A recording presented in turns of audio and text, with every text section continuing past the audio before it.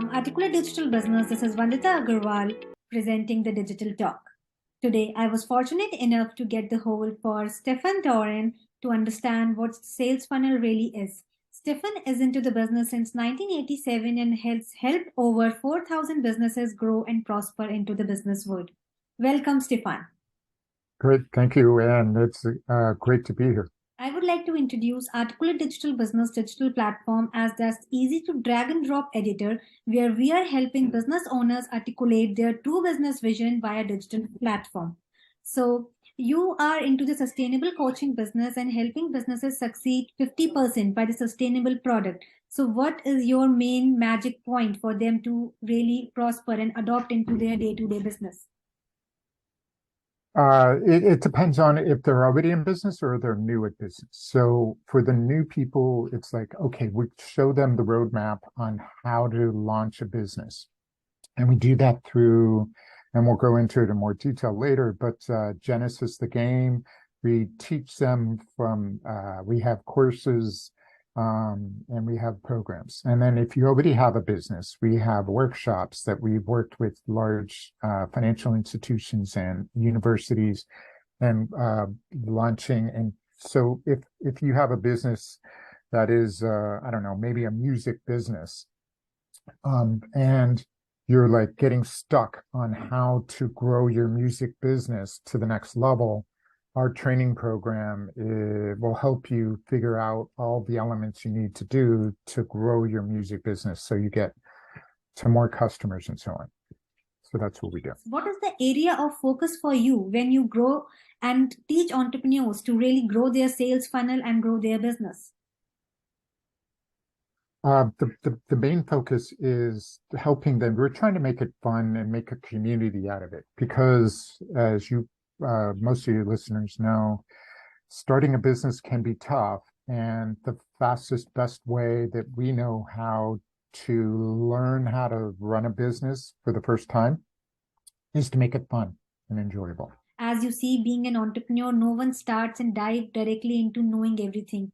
They grow, learn stages by stages. So what advice would you give to a person who is recently starting or into the business from past 10 years?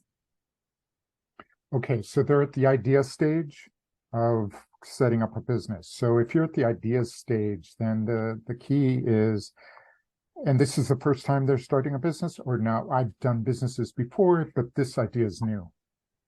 So we can take two case studies over here. Number one is for the fresh entrepreneurs who has stepped into the digital world, have their digital setup ready, and now at the back end scaling up. And the other case study could be for the person who have the business experience and innovating their business as they grow forward. Got it. So in both cases, both scenarios, they know how to start a business or grow a business. I mean, they've started businesses or they know businesses. This for one group, it's a new idea. For the other group, it's just how do I scale my business? I'm getting that right? Yes. Okay, so, great. The first case study first, when there's just an idea and they are prospering towards it. Got it. Okay, so they already know business, but they don't know. So the idea is to get feedback from their target customer on whether their idea is a good idea or not. Or, so that would include a bunch of things. It'll include, your price points, who your target is, how you're going to get in front of them, which is a marketing thing. There's so many moving parts to it, but the financial and marketing are going to be crucial. And then, of course, me from the standpoint of it needs to be environmentally focused. And that doesn't mean your business idea has to be environmentally focused. It just means that you integrate it into your business model. And that's a lot of that's what we do. When you say environmentally focused, what do you really mean about it? I used to teach environmental entrepreneurship at Columbia University here in New York, and I got that question a lot. So what does it mean to be environmental in my business? What if my business has nothing to do with the environment? It's the same thing. The the idea that I came up with that made it easy for people or to digest and integrate into their business is make it a best effort. It's kind of like I'm not a parent, but if you were a parent or are a parent and have kids, it's like, well, what does it mean to be a good parent? Well, it's the same with the environment. What does it mean to be good with the environment or take care of the environment? And the answer in both cases is best effort. So if going back to business, if you have a business um, that has a lot of competition, the best thing to do is compete on environmental issues, and we'll go into that in a second with your competition. So if your competition is already doing environmental stuff, you need to do one better than them, and so on. So you kind of ratchet your way up. So what do I mean by environment? So if you have nothing to do with the environment, there are several things you can do. One is you can potentially partner with an organization. Well, before we go into that, the first key thing is what is most important to you in the environment. So for example, I was working with a guy that had, this is a year ago, and he has a LinkedIn company, and he helps people on LinkedIn scale up their marketing efforts. He's a consultant. So we're working, and he's like, I have nothing to do with the environment. I have a consulting business on LinkedIn, for God's sake. So I said, well, what is that environmental issue that really burns your bacon? What is that thing that's, oh man, if we could just get that fixed, would be great.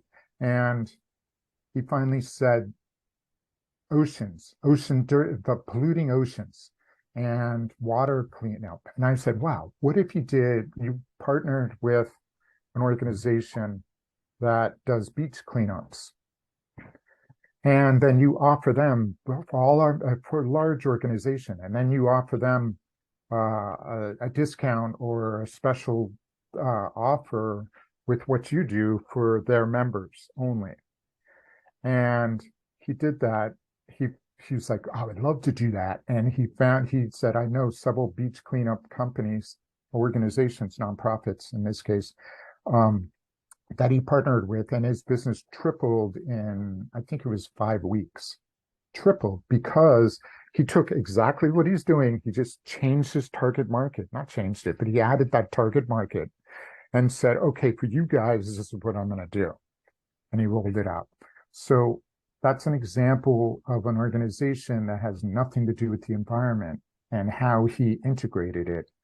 So so that's one thing. So the other thing would be that you can, depending on where your competition is where you can outdo them in environmental issues. So going back to this guy that's a consultant for LinkedIn companies or marketing companies in LinkedIn, he stopped traveling as much because he knew that travel takes it's a lot of outgassing and a lot of pollution and whatnot. So but then he didn't just do it. He then told the world about it. So, for example, he would say on his marketing that we're traveling less, we're doing more video conferences, blah, blah, blah. And the cool thing of all this is you don't have to just come up with this on your head. You can work with organizations like ours or play Genesis to learn of how to do it before you actually do it. We call it an MVP or an MSP, minimum viable product, MVP, or we call it MSP, which is minimum sustainable product.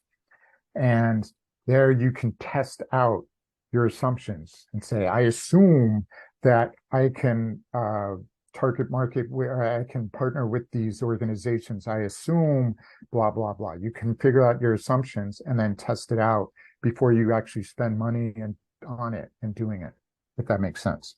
So basically integrating the sustainability into the business process to make it more workable for your own business and adding the stream Exactly. towards it. Exactly. Yes, exactly. This is, Stephen, something about the business who have the idea. Now, if the business is already doing multiple businesses in the past, but they are failing and still trying to. So, what is the one thing that they need to do to really focus on and grow their sales and scale the business? It's a really good question. And for existing entrepreneurs, it's very similar but different. It's similar in that you can still, with an existing company, it depends on how big they are, how small, how quickly they want to grow. There's so many factors. But in general, the key is figuring out, okay, I already have a company, it's already doing whatever, and I'm okay with that, but I want to try this new thing over here. So it would be it would be the same thing in that you would do an MVP or an MSP to test it out to make sure that it works. And then you could, again, if you have, we've done 15 workshops on this now here in New York, in the United States, in New York primarily, the tri-state area. And what we do there is we help existing businesses scale up really fast and in very short periods of time, very short being 90 days. So what we help them do is we help them integrate or partner or bring in employees that are experts on environmental issues. Here in the States, and I don't know if your clientele or the people you get this to can tap into this, but we have the IRA fund, which is a $391 billion fund that was set up for Inflation Reduction Act, which is all about helping companies that are alternative energy companies. So if you have a company that has kind of sort of or nothing to do with the environment, you can potentially integrate a wing or a division of your company to integrate into alternative energy resources if that's the direction you want to go. And you don't have to do that and put all this time and money into it and then find out it didn't work. You can actually test it out or whatever. You can you can talk to target audience, target markets, if you will, and say, hey man, if we do this, what would you guys think? Yesterday, I was talking to a solar installer. He shifted over to solar installation because, damn it, man, there's such a need for that right now.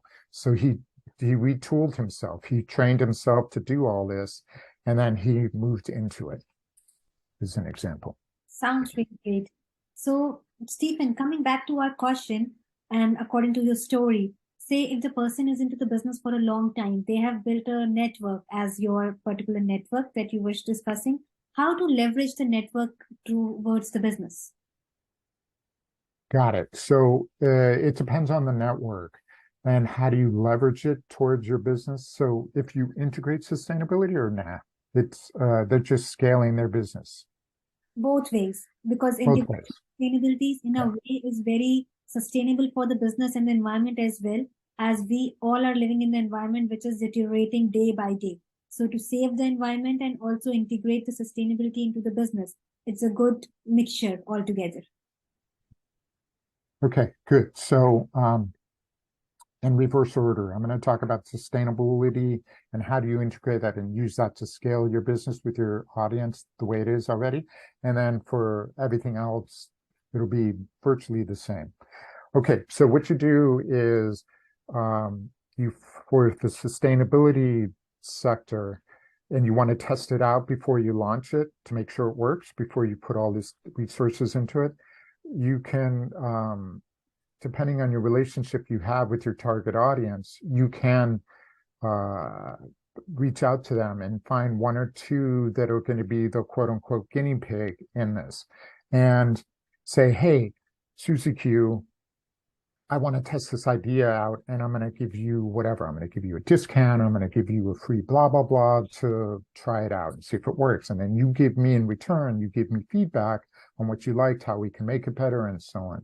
So you can use them as a case test and scale from there if it seems to be working.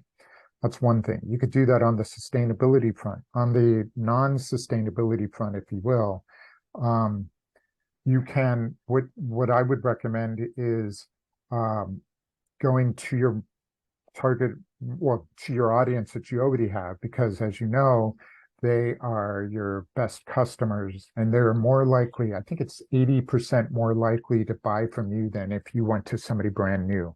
So, so go to them and then say, okay, we just added a new product or service to our company's repertoire. And again, I'm all about, I love pricing issues, pricing challenges. So you can say, I'm making it up. Let's say you sell a widget for $10. For the next 30 days, we're going to sell it for $8. And just for you, for $8. So it's not, it's from the pricing perspective, it's one thing to give a discount, but then you need to give a reason for the discount, because the skeptical customer is going to look at that and say, well, oh, they always do this. They always give a discount. So I'll just wait another 3 months and the discount will be there. Well, no, if for the next 30 days, if the first 1,000 customers or whatever it is, we're giving a price discount.